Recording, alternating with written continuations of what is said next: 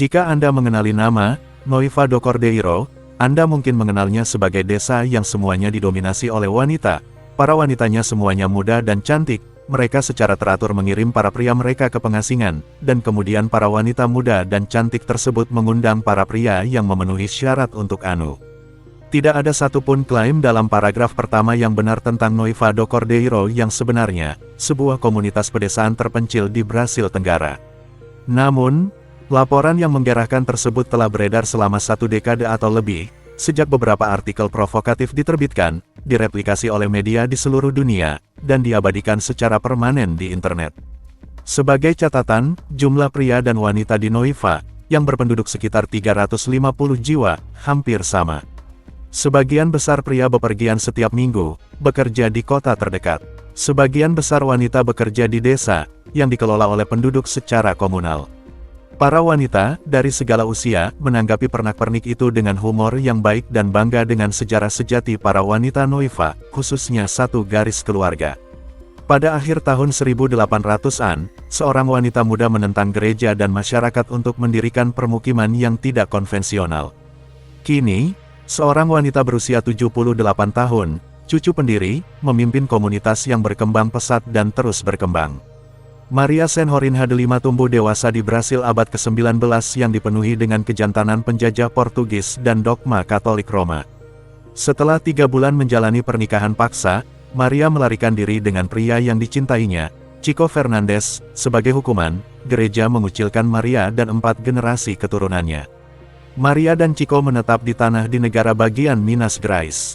Lebih banyak orang bergabung dengan mereka, termasuk wanita lain yang dikucilkan oleh gereja. Sebuah komunitas tumbuh, dibentuk oleh kesetaraan gender dan kebebasan beragama. Namun, ekskomunikasi itu menghantui keluarga-keluarga di pemukiman itu. Para wanita yang dicap sebagai pendosa tidak dapat meninggalkan desa dengan aman. Ketika anak-anak mencoba bersekolah di kota-kota tetangga, mereka disebut anak perempuan pelacur dan dijauhi. Itu sangat menyedihkan, kenang Marcia Fernandes, salah seorang keturunan Maria. Namun, desa itu berdiri selama beberapa dekade sebagai pos terdepan toleransi, menyambut mereka yang tidak patuh, yang tidak bertobat, dan yang terbuang. Hal itu berubah dengan kedatangan Anísio Pereira, seorang penginjil Protestan yang mendasarkan versinya tentang kekristenan pada pembacaan kitab suci secara harfiah pada tahun 1940-an. Ia mendirikan sebuah gereja dan menawarkan keselamatan kepada mantan umat Katolik yang menaatinya. Ia membatasi alkohol dan musik, dan memerintahkan agar perempuan tunduk kepada laki-laki dalam segala hal. Ketika dominasinya meningkat pada tahun 1960-an, pendeta berusia 45 tahun itu menikahi seorang perempuan berusia 16 tahun, Delina Fernandes, cucu perempuan Maria. Itu berat, sangat berat, kata Maria Doraci de Almeida, 75 tahun, yang hidup di bawah kepemimpinan Pereira. Kami para perempuan tidak punya suara. Kami tidak bisa menggunakan alat pengaman agar tidak terjadi kebocoran sehingga tidak menjadi berbadan dua, atau menjalani operasi caesar. Delina melahirkan anak-anaknya di rumah, 15 anak, tanpa bidan. Pada suatu kesempatan, ia melahirkan putrinya pada pukul 5 pagi, dan 2 jam kemudian ia sudah membersihkan babi di rumah pemotongan hewan. Pereira menamai gerejanya dengan metafora keagamaan yang lembut, mempelai wanita domba, Noiva do Cordeiro. Namun Rosele Fernandes Pereira, 58, putri ketiga Delina, kini mengatakan bahwa ayahnya sangat fanatik. Ajarannya, katanya, bukanlah ajaran yang akan membawa kita ke kerajaan Allah. Namun, ia tidak pernah digulingkan dari jabatan pemimpin. Ketika Pereira meninggal pada tahun 1995, gerejanya ditutup dan dirobohkan.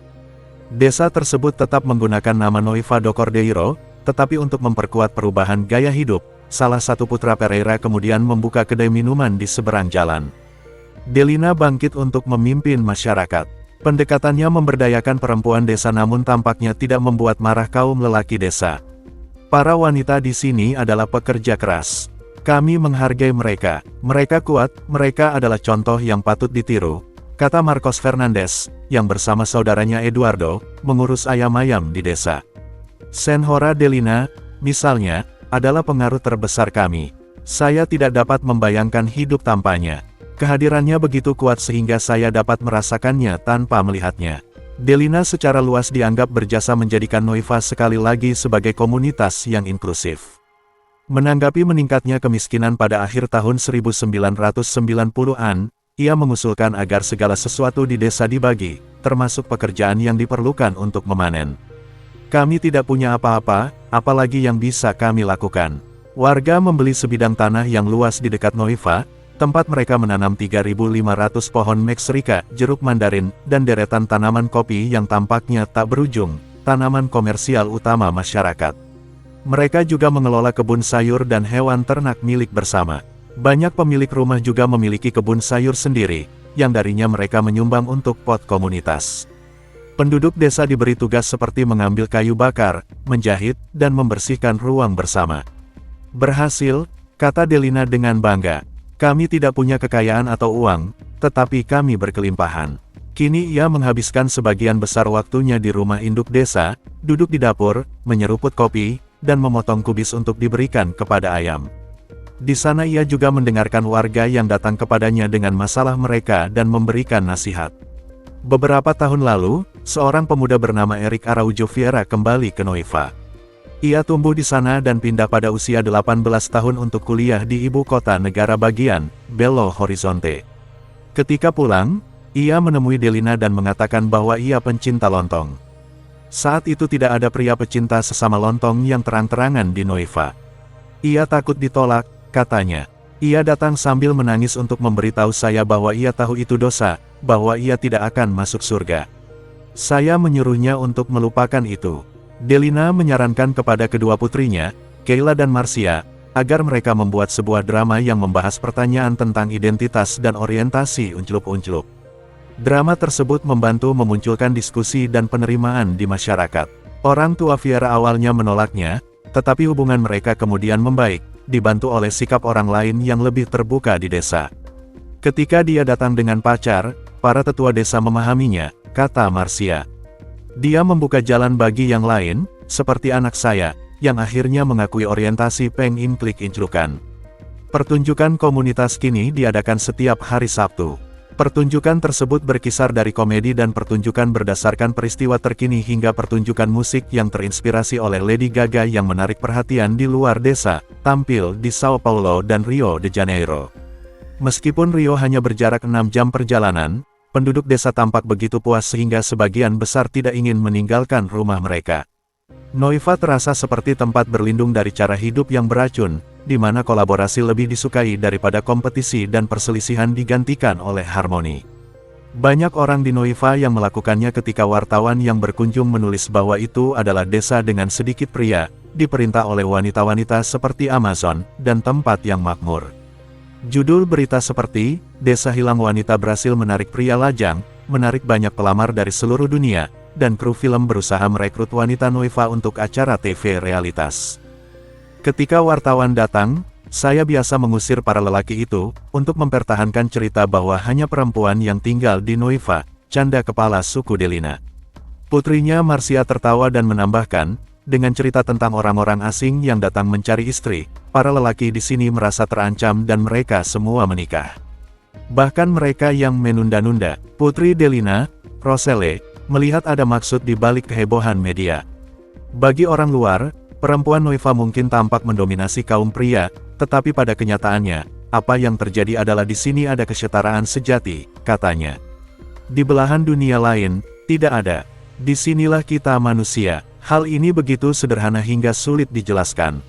Kampung Noiva do Cordeiro, yang terletak di negara bagian Minas Gerais, Brasil, sering disebut sebagai kampung wanita, karena mayoritas penduduknya adalah wanita. Meskipun dikenal karena struktur sosialnya yang unik, kampung ini juga memiliki aspek kecantikan yang patut diperhatikan, baik dari segi lingkungan maupun budaya. Noiva do Cordeiro dikelilingi oleh lanskap alam yang indah, termasuk pegunungan, hutan, dan ladang yang hijau. Keindahan alam ini memberikan pemandangan yang menakjubkan dan udara segar. Iklim tropis Brasil menawarkan cuaca yang hangat dan cerah sepanjang tahun, yang menambah daya tarik estetika kawasan ini. Banyak rumah di kampung ini memiliki desain tradisional Brasil yang sederhana namun menawan, dengan warna-warna cerah dan arsitektur yang harmonis dengan lingkungan sekitar. Dalam beberapa tahun terakhir, kampung ini telah berusaha untuk memperbaiki infrastruktur dan fasilitas, yang memberikan kesan estetika yang lebih modern dan menarik. Keberadaan komunitas yang erat dan saling mendukung memberikan nuansa kehangatan dan keramah tamahan. Kegiatan komunitas seringkali menciptakan suasana yang ceria dan menyenangkan. Kampung ini juga merayakan berbagai festival dan acara budaya yang meriah, yang seringkali menampilkan pakaian tradisional, musik, dan tarian yang memperkaya pengalaman estetika pengunjung. Beberapa penduduk kampung mungkin terlibat dalam kerajinan tangan lokal, seperti pembuatan tekstil atau kerajinan, yang menampilkan keindahan seni dan keterampilan tangan. Banyak penduduk yang mempraktikkan gaya hidup sederhana dan sehat, yang tidak hanya berdampak pada kesehatan fisik tetapi juga pada penampilan mereka. Sebagai kampung yang relatif terpencil, Noiva do Cordeiro mungkin menghadapi tantangan dalam hal aksesibilitas dan kurangnya fasilitas modern yang dapat mempengaruhi daya tarik estetika. Ada berbagai pandangan dan opini tentang kampung ini, terutama karena status sosialnya yang unik.